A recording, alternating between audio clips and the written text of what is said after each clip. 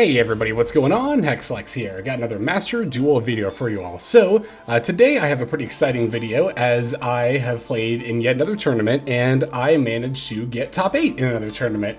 I actually played in the first ever Girl Power Yu-Gi-Oh! Tournament that took place this weekend. And for those of you who don't know, it is a Discord server, a Yu-Gi-Oh! Community that is exclusively open to women and non-binary folk. And for those who don't know this as well, I am trans. I use they, she pronouns.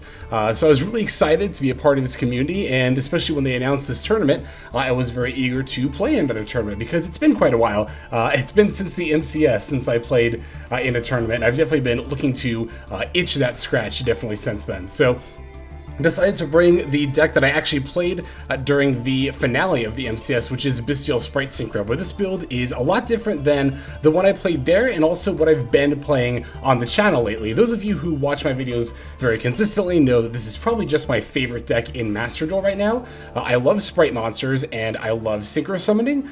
Going fast does make me feel alive, and in that regard I definitely wanted to mash those two sort of strategies together, not just because I like them both, but also because they play very effectively well together. And this deck is only going to get better with future support.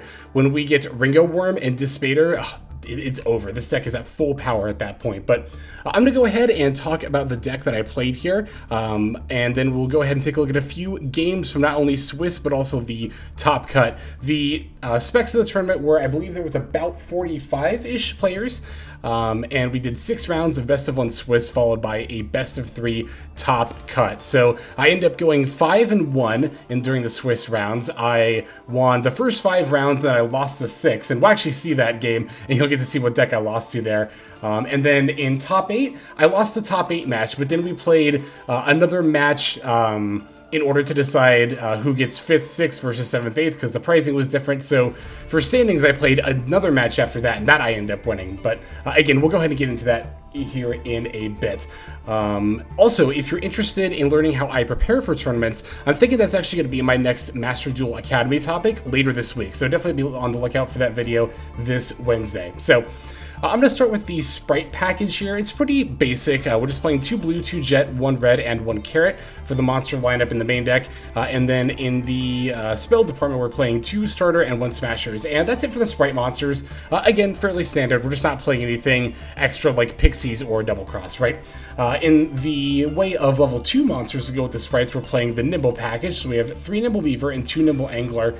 This is pretty standard in most Spright decks, but I actually have not been playing these very often in Spright Synchro before I was testing for this tournament. I'm going to get into why I chose to play the Nimble engine here in a little moment. But for the other level 2 monsters in the deck, we're playing 3 Assault Synchron and 2 Tuning to help find them. This is definitely the heart and soul of the deck. This is what makes the Spright Synchro deck possible, and it is an extremely good card. Assault Synchron is probably just one of my favorite standalone cards in the game right now. It enables a lot of plays, and it also allows you to just kind of bridge into the whole synchro aspect, which Spright normally doesn't do. It's really this one card that makes it all work. We do have another level 2 tuner. We're playing a single copy of Shinobi Necro. We actually send this as part of our combo line with the Spright Sprind, and then we banish it with the Chaos Ruler to not only bring back the Chaos Ruler, but also the Shinobi Necro itself. If you're wondering how this deck plays as far as its combos and stuff, I'll go ahead and link in the description below a combo guide that I've made for this deck there.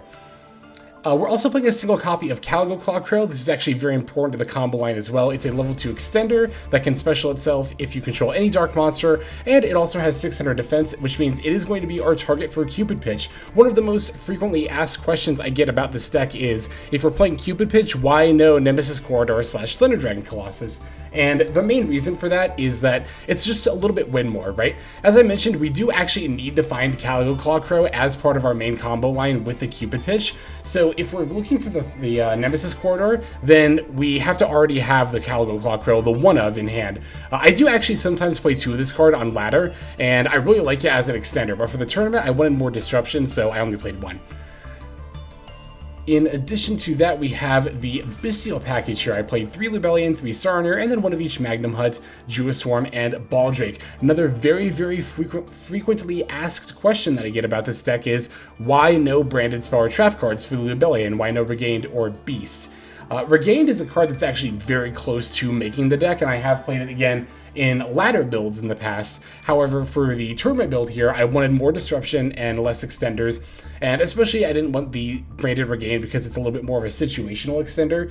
It's not every duel. In fact, I would say it's the minority of games that we summon the Bystial Lubellion. And if we're summoning Bystial Lubellion, we're already in a good spot. So also kind of like the Nemesis Corridor, the Branded Regained often ends up being just a little bit win more. It might not seem like it would be that way, but in practice, that's how it ends up playing out there. Alright, and then beyond that, we're playing just a bunch of, really standard fare stuff as far as interaction goes. We have the 3 Maxx, of course, because it's Master Duel. We have the 3 Ash Blossom and Joyous Spring. We also have 2 Call By and the 2 Infinite Impermanence. Actually, in my ladder build, I don't normally play Imperms at all. Again, I would usually just run more extenders, maybe like the 3rd Tuning I usually play, maybe the 2nd Caligo Claw Crow, maybe a Pot of Prosperity. But for playing in a tournament where I want to win a bunch of games in a row, I need to be ready to go second, and in that regard, I wanted to make sure I had at least a couple of Imperms in the deck to sort of help with that there.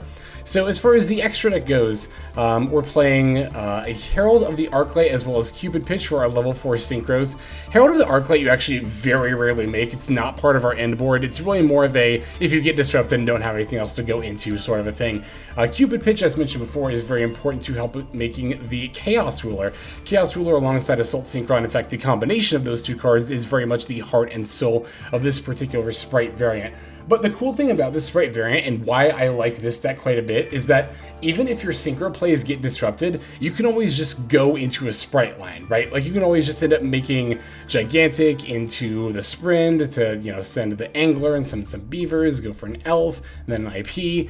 You can do all that with only, like, just a few resources. So, again, if your opponent focuses all their disruption on your Synchro plays, which does end up happening a lot of the time, you still just get to make Spright plays thereafter. Accel Synchro comes up sometimes, but I don't think it actually camp at all during the tournament. I still like having it in the extra, though. The Baronne, of course, is a huge part of our inboard. Chengying, I didn't summon during the tournament, but is very, very good, and I like having the option to go into it. Gigantic, of course, we're playing a Spright board. Hope Harbinger, I've been a little bit on and off about this card. It is a little win more, but at the same time, it's not hard to make it as part of our turn 1 end board with the Chaos Ruler and Lubellion. So I like having a rank 8 to end on, either this or number 90. I actually like the Hope Harbinger a little bit better, though, because not only can it negate spells as opposed to monsters, which the number 90 does, and we already have quite a few ways to negate monster effects, it can also redirect attacks towards itself, which can definitely help save a lot of points of interaction on your board. So I really like it for that reason too. Almiraj, literally the only reason this card is in here is if you open exactly Shinobi Necro and a Bystial monster. You can normal summon the Necro, link it off for Almiraj, use the Bystial, banish the Necro to summon it and the Bystial, and then go into a Chaos Ruler. That never came up during the tournament, and there are probably a lot better cards you could play than Almiraj, but ultimately I decided that I wanted to have the option, again, just in case it came up. IP is pretty self-explanatory. Dark came up quite a bit. This card is a great card to go into, generally if you get disrupted or if it's like later into the game. Elf and Sprind are of course Spright staples, and then we have the Avermax and the Goddess as IP options. There was an instance during top 8 where I really could have used the 2nd Gigantic Spright, but that very rarely comes up. In fact, in the couple of months I've been playtesting this deck, that's probably just about like the only... I think it's only like the 2nd or 3rd time that's ever come up where I needed the 2nd Gigantic. 2nd Elf comes up a little more often, but not that much more often, so you could play either of those over the Almiraj if you wanted to.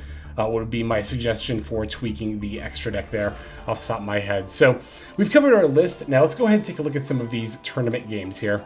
Okay, so I'm going to show you a couple of games from Swiss, and then we'll go ahead and take a look at our top cut games. So this was round 1, actually, I believe. This was when I played against Dragon Link.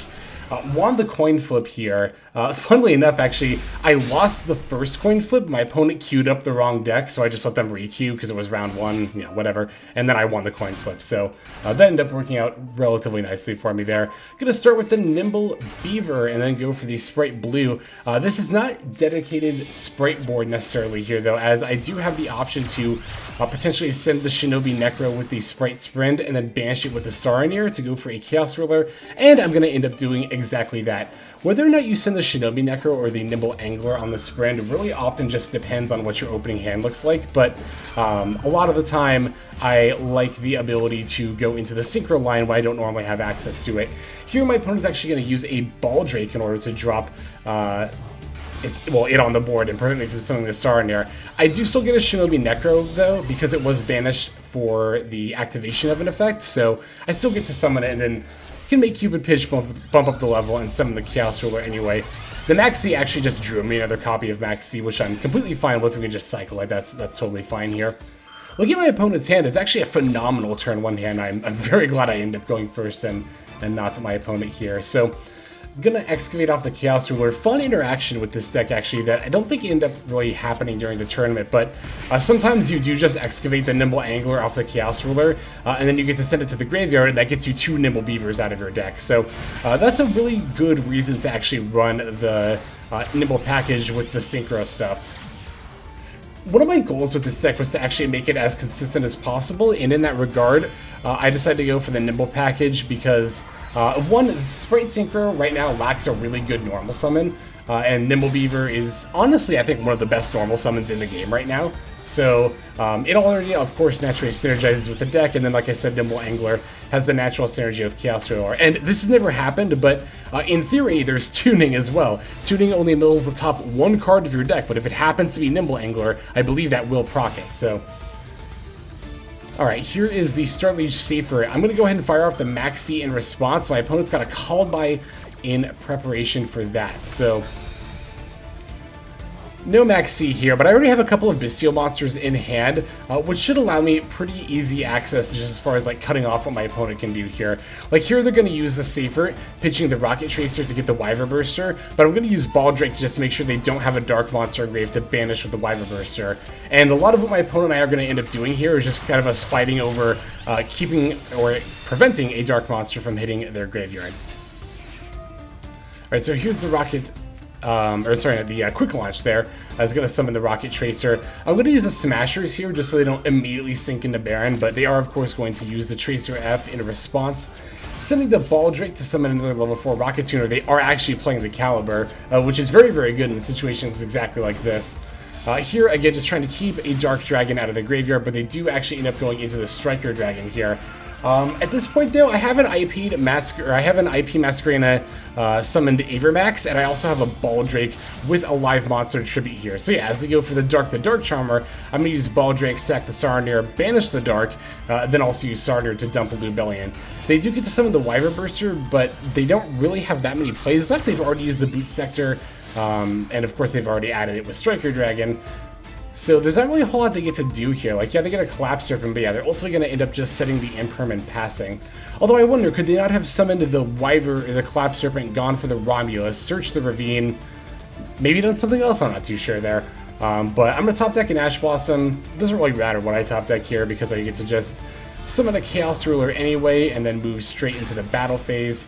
Avermax will attack the Striker Dragon, gaining the extra attack points to deal 3,000. Doesn't really matter though because I'm just going to battle directly with Baldrake and the Chaos Ruler for lethal here anyway. So, GG's to my opponent here, Chimeratek.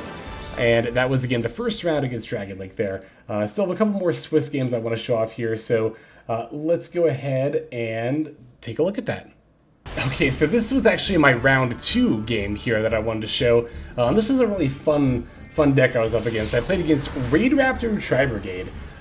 You know me, I do love me a good Tri-variant, so wanted to go ahead and showcase this one. Also wanted to showcase this one because I actually don't end up doing any of my Synchro plays here. And this is, like I was saying before, one of the reasons I like this particular variant of Spright Synchro so much, or just Synchro shenanigans. I like it with Sprites because even if you open a relatively dead hand, as long as you can normal summon a Nimble Beaver or resolve a Spright Starter, you will still have a board. It won't be any of your Synchro plays, but it will be your Spright line.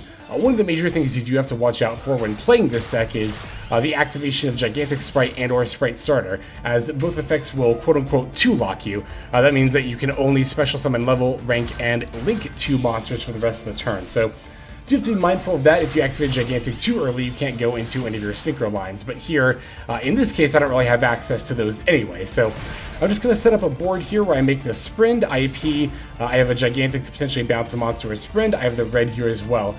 Looking at my opponent's hand, I don't think there's actually a whole lot going on here. They don't have another level 3 monster to accompany the Silent Boots. They don't have another Raid Raptor for the Vanishing Lanius. Avarice obviously doesn't do a lot here, Lancea and Callby, and then they just have a Nerval. So I think they actually just end up setting Nerval and then passing here. So moving to draw phase, getting myself a Magnum, but I'm going to go ahead and fire it off. My opponent's got an Artifact Lancea. Now, I did consider negating this with the red, but I kind of figured, like, it just stops Magnamhut. It should be fine, right? But then I realized, of course, after it resolved that, oh, wait, I can't Smashers away the face-down monster. So I really should have just chained the Smashers there, and I'm not even able to get over the 2000 defense Tri-Brigade Durable here. So that was definitely a bit of a throw on my part. I could have pretty easily found lethal there had I just played that a little bit more patiently, or just, not even patiently, just thought, you know, for like 10 more seconds. But, you know, happens to the best of us. So here my opponent's just going to normal summon the Lanius. I don't want them to do any amount of linking, especially that Nerval, so I'll banish the Nerval. As they go to move to battle phase, I'm going to make Avermax, and then, yeah, they're just going to have to set the call by and then pass here, while I get to fire off the Magnamhut during the end phase there. So, I'm going to use Magnamhut to find Lubellion, and here I think I'm just going to end up summoning one more Bystial monster, or no, we're going to start by trying to use the Imperm that's right on this column, just to make sure we hit the call by. Opponent's going to chain the call by to banish something that I don't think ends up being relevant at all. Yeah, the Spright Blue, whatever, it's fine. Yeah, so I'm just going to go ahead and fire off the Lubellion, grab myself a Druiswarm, summon that just to make sure I have enough damage, and then just go ahead and battle for lethal there. Alright, there are the attacks. Wait for those to go through. We also have, of course, the red and the carrot up in case my opponent does have any shenanigans here. Not that we have a battle fate or anything like that. So, alright, that was the round 2 game. So let's go and take a look at one more Swiss duel before we take a look at our top cut matches. Okay, so this was actually the last round of Swiss. This was round 6. At this point, I was 5-0 in the tournament. The only undefeated player at that point. And I end up getting matched up against a player whose name I recognize from a feature match earlier in the tournament. First of all, I love Final Fantasy IX, 100% agree. I think it's low-key probably just the best Final Fantasy game. And also, our opponent here is on Goaty. Yeah, indeed, Goaty ended up being right at the top table with me at the very end, which I thought was pretty cool to see a Goaty deck go this far. And as you can see, they're going to go pretty far against me here too, as I did not really open much in the way of disruption. Well, I did have a Druiswarm, but you know, against this deck it obviously doesn't do a whole lot. The Goaty board here looks deceptively bare, but of course during the standby phase they get to start bringing back their level 2 tuners. Being under the Dimension Shifter is also pretty rough for me here, as I can play under Dimension Shifter, but it's often very awkward, as a lot of my plays do involve stuff hitting the graveyard there. So get especially the Assault Synchron and then the Jet. Opponent's got an Imperm for the Jet here. They're then going to use the Pacey's effect. I'm actually going to go ahead and throw this in fast forward just so the video doesn't end up being too long, because Goaty turns do end up being a bit convoluted. Well, maybe convoluted to me just because I don't play the deck, but they do end up being quite lengthy. Oh, here, yeah, the White Oral Whale just ends up totally wrecking me. Although I think even without putting everything in attack mode, even if I had summoned everything in defense mode, this still could have just gone for level 10 Synchro and just banished my whole board anyway. So, yeah, here I'm just going to have to set the call by, and that's not going to really end up being enough, because, well, of course not. It's just a call by against Goaty here. I can at least manage the Pacey's to make sure one of their level 2 tuners is coming down the next turn, but they still get at least another 1 or 2 there, as well as the Synopsis. Yeah, the Sheaf gets to come down, and then there's the, like, red one, too. Yeah, this one, Zep. Alright, opponent's going to smack me with the Arianops and the Baronne. Top deck a Spright Carrot, but I don't really think there's any one top deck that could have done it for me here. My opponent gets to already have the Baron disrupted. In addition to that, they also have the level 8 Goaty Synchro. Yeah, the Accel that can banish one of my monsters as well. But all the same, in tournaments and especially towards the end, I like to just play it out sometimes and let my opponent attack me for lethal as opposed to just conceding.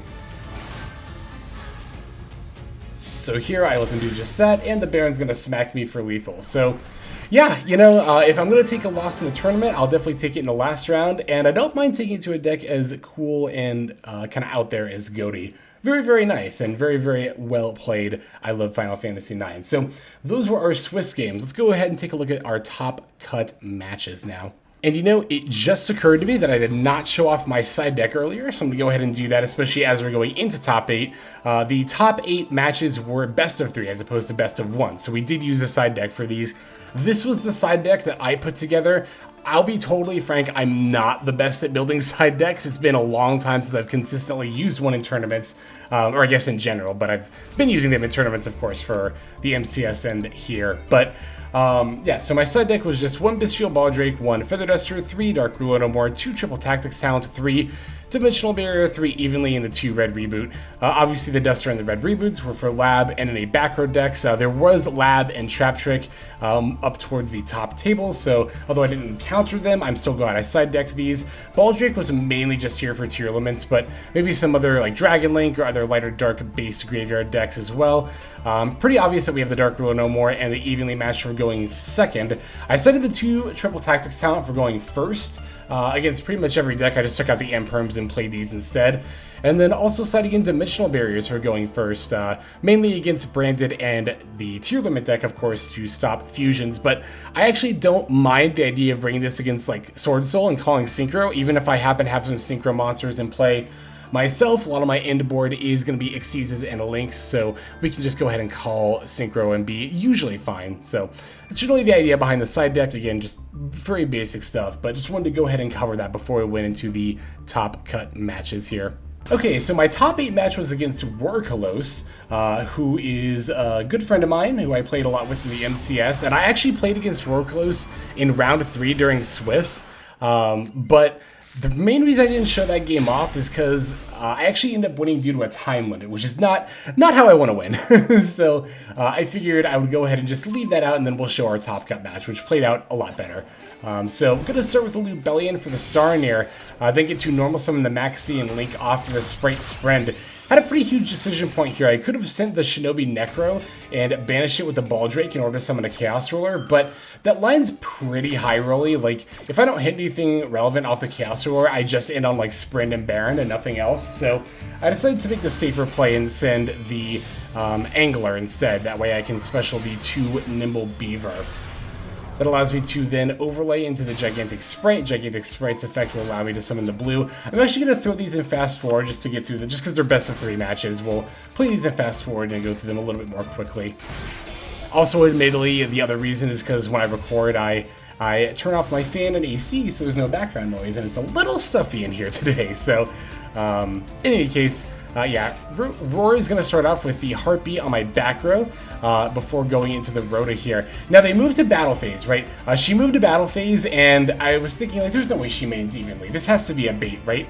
And I allowed the Battle Phase to resolve without using IP Masquerena, but it was actually a Super Poly going into Battle Phase, so that way the IP didn't get to fire off there. So I could have potentially linked off into the Avermax. That would have actually saved me from the Super Poly there. So that was a misplay on my part. I think I was just reading too much into the play. I thought I was getting baited when it turns out I really wasn't. So, although to be fair, if I chained IP Masquerena, Rourke would have just chained Super Poly anyway, so I don't think it actually would have made a huge difference when I played it. But Rourke is going to get to go for a Caligo here, as well as a Baguska, which is going to allow her to set up a decent board for me to out while giving me minimal draws under the Maxx. Gonna summon this Druiswarm during the end phase so that way I get to link it off for a dark that'll allow me to get rid of the Baguska here. I was thinking to myself, you know, I can just Smashers away this Kaleidoheart. Now, this line might look a little bit confusing, and I know to people watching the match during the actual stream, it was a little bit confusing, but because I only play one Gigantic, I can't just overlay into another one here and then battle over the Kaleidoheart. And also, I actually really wanted to go into Sprind and send a Shinobi Necro that would have allowed me to make plays as far as like Synchro summoning goes, but unfortunately because of the Mudora in yard, it just wasn't viable. So as awkward as this is, I kind of had to do things this way, right? I also didn't want to proc the Havness in hand to activate either.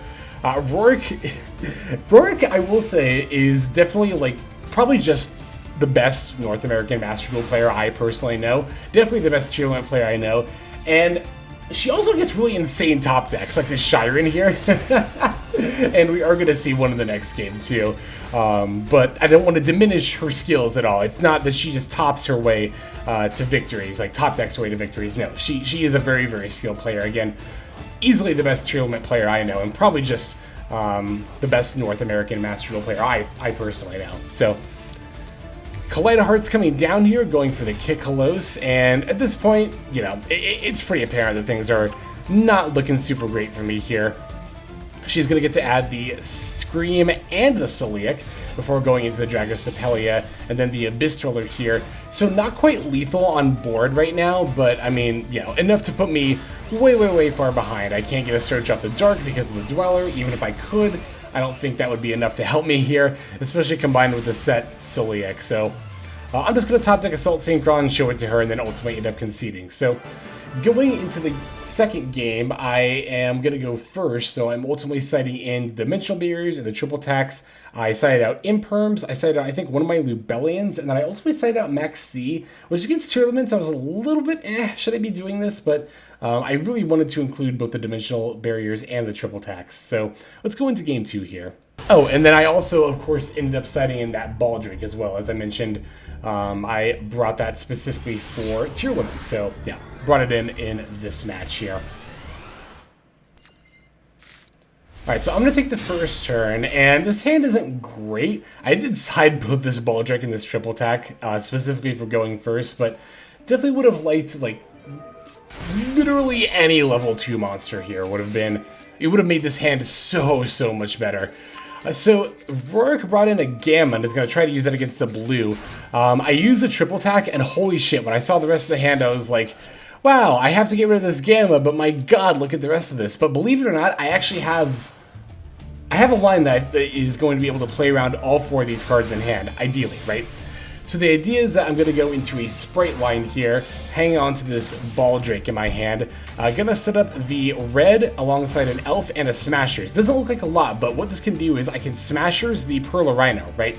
And then I imagine after that, Rourke's going to activate Scream and then activate the effect of Shiren. Then I can use red to negate and destroy Shiren with Elf. It's very unlikely she's going to have another tier monster in hand to fuse with a Shiren. Even if she does, I have a Baldrake here to banish it out of the yard. At that point, she's left with only Mudora and whatever she top decks. So that should be good. I should be fine after that, right? Remember how I mentioned that Rourke is not only a very good player, but also a player who gets really good top decks?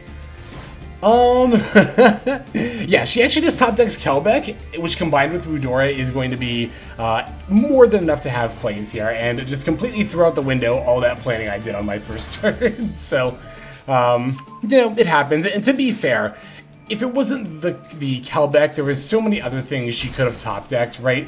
Like the Rhoda, like the Rhino Heart, like a Merly. There was a lot of stuff here. So I don't want to try to come off as like, oh, she top decked the exact out. No. She had a lot of outs, and on top of that, just had a very good hand. And on top of that, is an extremely good player. So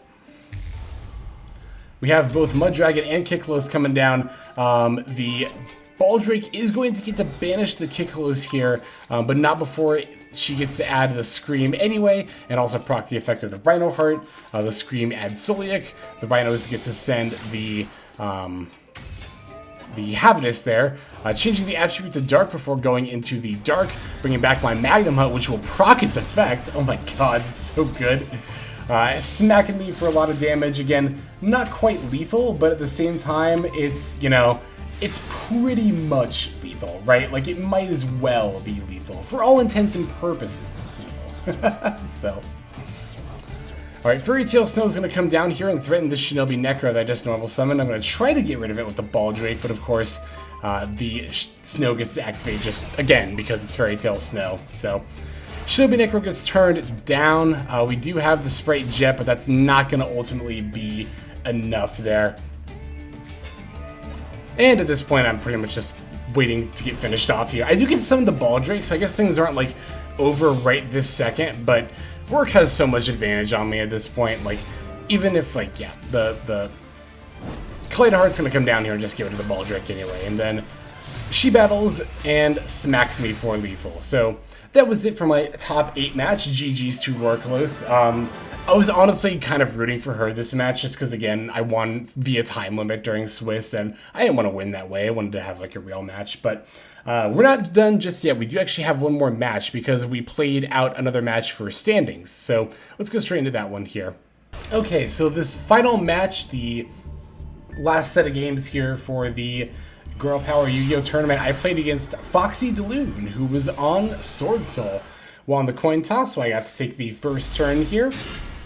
And this hand is looking pretty good. It's not got any Synchro lines, because we didn't open any Bystials or Tuners, but that is just fine. We can just go ahead and do pretty much basic Spright plays. We do have to do them a little bit weirdly, just because of the way our extra deck is situated. After this tournament, I am kind of thinking, especially with this build in particular, that I might want to include more quote-unquote standard Spright stuff in the extra deck. Maybe a second Gigantic, and I don't know. I'm kind of thinking about including the Melfi package.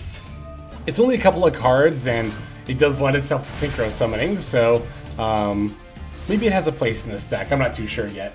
But as you can see, we end with a very stacked turn 1 in board. But we're just going to start with the Desires. I'm going to go ahead and negate that with the Carrot, just to make sure that they're not getting too much advantage here. I'm going to try to use Elf on the Jet. Callby is going to banish it. That's completely fine with me. I don't care about that at all. I have the Maxi here in response to the 10E special summon. Vishuda's trying to come down, but I'm going to use Smashers to banish it. Not the best move, honestly. I should have just kind of waited, because the Adhara will get to just bring it back anyway. They're going to normal summon the Moye, but I'm just going to use Red to negate and destroy Moye. Now the Longyon's activating, but I have the IP Masquerade already on board, so I get to just link away the Longyon in order to summon the Underworld Goddess. And although I do get to put it back with the Vishuda, I could have prevented that by using the Saronir earlier, but I don't know. I just wasn't thinking about it. I didn't have my toggle held on, so ultimately just didn't end up doing that there. I'm just going to go ahead and click into this last game here. We'll just go straight into it. My opponent is going first, so I cited in my 3 Dark Ruler No More and 3 Evenly.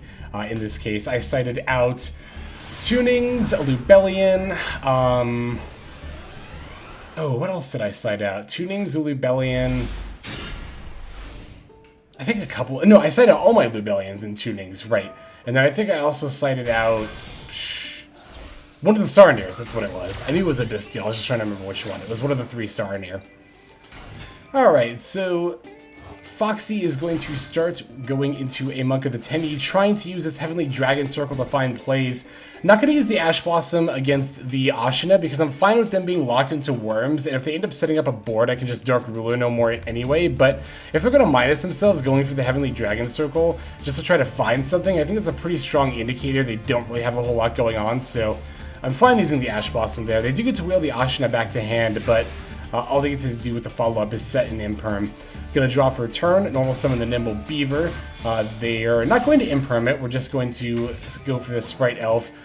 We have the Veiler for that, which I'm going to use the Callby on, and here is the Imperm. I do think it was right to hold the Imperm here. I do think that was well played on Foxy's part, because it would have been very easy for me to just have another Spright monster in hand anyway.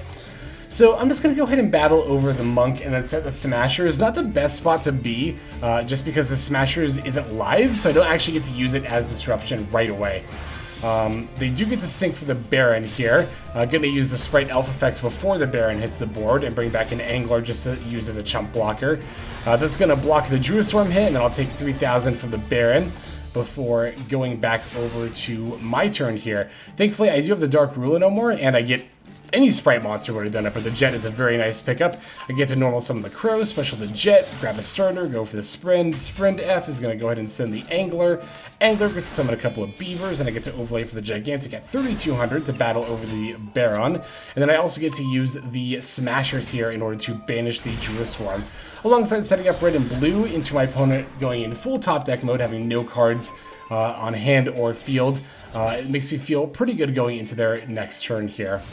I don't think there's really anything Swordsoul could top deck to get them out of this, and Longyon certainly isn't going to do it. So there we go, we did end up winning that second match there. So that placed me in the 5th/6th place bracket, which enables me to win a lot of fun goodies. And I think I'm actually going to end up opening those on camera whenever those come in. I've kind of wanted to do some kind of like a pack opening video. And I did win a playmat, a field center, and a booster box as a result of getting 5th/6th here. So yeah, whatever that comes in, we'll go ahead and do that and have some fun with that, I think. But for the time being, I think it's going to go ahead and do it for this video. Thank you all for watching. And without further ado, I'm just going to go ahead and move now to my outro.